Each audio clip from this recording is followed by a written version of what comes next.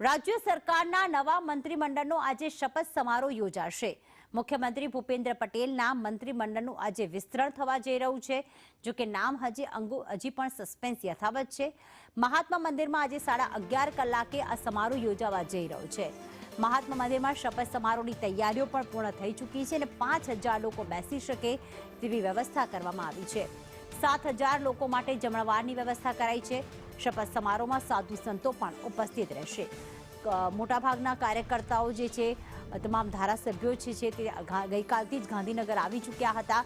તમામ ધારાસભ્યોને ગાંધીનગરમાં હાજર રહેવા સૂચન કરવામાં આવ્યું હતું, પરંતુ દરેક 16 મંત્રીઓના રાજીનામા તો લેવાઈ ચૂક્યા છે, પરંતુ કયા મંત્રી રિપીટ થશે, સાથે સાથે કયા મંત્રીને નવા ખાતાની સોંપણી કરવામાં આવશે, મંત્રીપદમાં કોનું નામ હશે, તે અંગે હજી પણ સસ્પેન્સ છે। પરંતુ હાલમાં મહાત્મા મંદિરના આ દ્રશ્યો, એક્સક્લુઝિવ દ્રશ્યો અત્યારે આપ જોઈ રહ્યા છો કે જે મંચ ઉપર બેઠક વ્યવસ્થા કરવામાં આવી છે। તેમાં મુખ્યમંત્રી ભૂપેન્દ્ર પટેલ, પ્રદેશ પ્રમુખ જગદીશ વિશ્વકર્મા અને સાથે સાથે અન્ય જે કેન્દ્રીય મંત્રી આવવાના છે, કેન્દ્રથી આવવાના છે, તે રાષ્ટ્રીય નેતાઓ બેસશે અને ત્યારબાદ આ સમારોહની શરૂઆત થશે। 11:30 કલાકે સમારોહ શરૂ થશે।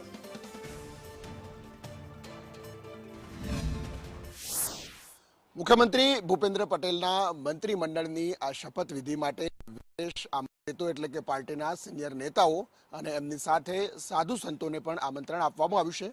મુખ્ય મંચની ડાબી તરફ આ મંચ બનાવવામાં આવ્યું છે, જેમાં 30 કરતાં વધુ આ પ્રકારના સિનિયર આગેવાનો અને 30 કરતાં વધુ સંતો મહંતોને પણ આ કાર્યક્રમ માટે આમંત્રણ આપવામાં આવ્યું છે। આ મુખ્ય મંચની ડાબી બાજુ આ તમામ મહાનુભાવો છે એમની બેઠક વ્યવસ્થા તૈયાર કરવામાં આવી છે, જેથી કરીને આ સિનિયર નેતાઓ ત્યાં બેસી શકે। સાથે શપથવિધિ પછી મુખ્યમંત્રી અને તમામ મહાનુભાવો છે એ એક ફોટો સેશન પણ સંભવતઃ કરવામાં આવશે। સાધુ સંતોના આશીર્વાદ એ મુખ્યમંત્રી ઉપર આવી અને સીધા એમની સાથે મુલાકાત પણ કરશે, એ પ્રકારની વ્યવસ્થા અત્યારે દેખાઈ રહી છે।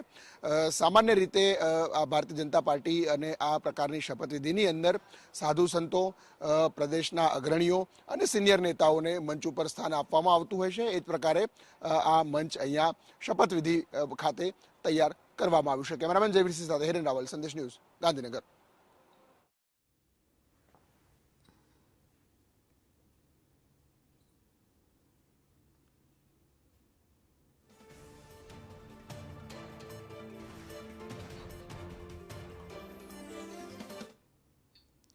ગઈકાલ સુધી એવી શક્યતા હતી કે રાત્રે ધારાસભ્યોને ફોન કરીને જે મંત્રીમંડળમાં જેને સમાવિષ્ટ કરવામાં આવે છે તેમને જાણ કરવામાં આવશે, પણ મંત્રીઓના નામ પર હજુ પણ સસ્પેન્સ યથાવત જ છે અને રાત્રે કોઈ પણ ધારાસભ્યને કોલ નથી કરવામાં આવ્યા। આજે મુખ્યમંત્રી રાજ્યપાલ આચાર્ય દેવવ્રત સાથે મુલાકાત કરશે અને પદનામિત મંત્રીઓ અંગે તેમને માહિતી આપશે।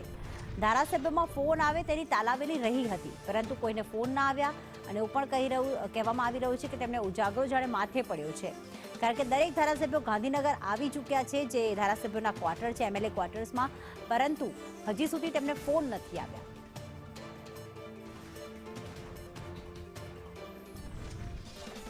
હિરેન અને નિર્મલ દવે અમારી સાથે જોડાઈ ગયા છે। હિરેન, જે ગઈકાલે શક્યતાઓ હતી એ પ્રમાણે જે કાર્યક્રમ રહ્યો કે 3 વાગે મુખ્યમંત્રી મુંબઈથી આવે ત્યારબાદ બેઠક થશે, રાત્રે બધા ધારાસભ્યોને પણ ગાંધીનગર બોલાવી લેવામાં આવ્યા, રાત્રે ફોન જશે એવી શક્યતાની વચ્ચે કોઈને પણ ફોન નથી ગયો, એટલે કે ઉજાગરો કરતા રહ્યા, રાહ જોતા રહ્યા, પણ ફોન ન આવ્યો। એ અંગે શું અપડેટ છે કે હવે ક્યારે આ નામની જાહેરાત થઈ શકે, અથવા તો 11:30 જ્યારે શપથ સમારોહ યોજાશે ડાયરેક્ટ ત્યારે જ આપણને મંચ ઉપર એ તમામ મંત્રીઓ જોવા મળે શપથ લેતા, કેટલી શક્યતા રહેલી છે? લગભગ 9 વાગ્યાની આસપાસ આ પદનામિત મંત્રીઓ છે એમને સૂચના આપવાની શરૂઆત થઈ જશે। જે કારણે અટક્યું છે એ માત્ર વિષય એટલો છે કે એ નવા એટલે કે પદનામિત મંત્રીઓની સૂચના છે તે રાજ્યપાલ રાજભવનમાં પ્રોટોકોલ પ્રમાણે આપવાની રહેતી હોય છે।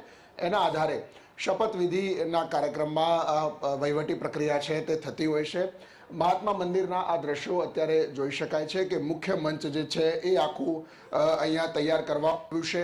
મુખ્ય મંચ ઉપર લગાવવામાં આવેલી ખુરશીઓના આધારે જો કહીએ તો પૂર્ણ કદનું એટલે કે 27 મંત્રીઓ માટેની 27 ખુરશી, રાજ્યપાલ, મુખ્યમંત્રી અને એક વધારે ખુરશી એ પ્રકારે મંચ ઉપર મૂકવામાં આવેલું છે। આ જે દ્રશ્યો અત્યારે દેખાય છે એ રાજભવન ખાતેનો જે સ્ટાફ છે, રાજ્યપાલ આચાર્ય દેવવ્રતના પ્રોટોકોલ અને સિક્યુરિટી જોતા અધિકારીઓ છે તે અહીંયા પહોંચેલા છે. જે સૂત્રો કહી રહ્યા છે તે અંતર્ગત 8:30 થી 9ની આસપાસ સંભવતઃ રાજ્યપાલ સાથે મુખ્યમંત્રી મુલાકાત કરી શકે છે. આ સૂચિ એમને આપવામાં આવશે અને ત્યાર પછી એ પદનામિત સભ્યો છે એમને ફોન મારફતે સૂચના આપવામાં આવશે.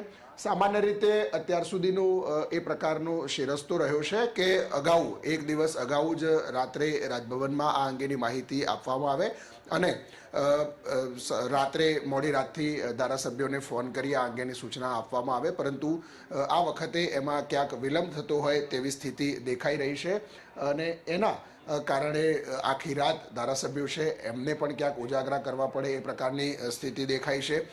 મુખ્ય મંચ ઉપર પણ વ્યવસ્થા એ પ્રકારે ગોઠવવામાં આવી છે કે 10 ધારાસભ્યો એક સાથે મંત્રીપદના શપથ લઈ શકે એ પ્રકારે 5-5 કરી અને 10 માઇક છે એ લગાવવામાં આવ્યા છે. એ સિવાય આ દ્રશ્યો તમને બતાવીશું ડાબી તરફના મુખ્ય મંચની કે જ્યાં 30 કરતા એટલે કે લગભગ 60 જેટલા વિશેષ આમંત્રિતો અને સાધુ સંતો બેસી શકે એ પ્રકારની વ્યવસ્થા આ મુખ્ય મંચ પર કરવામાં આવી છે.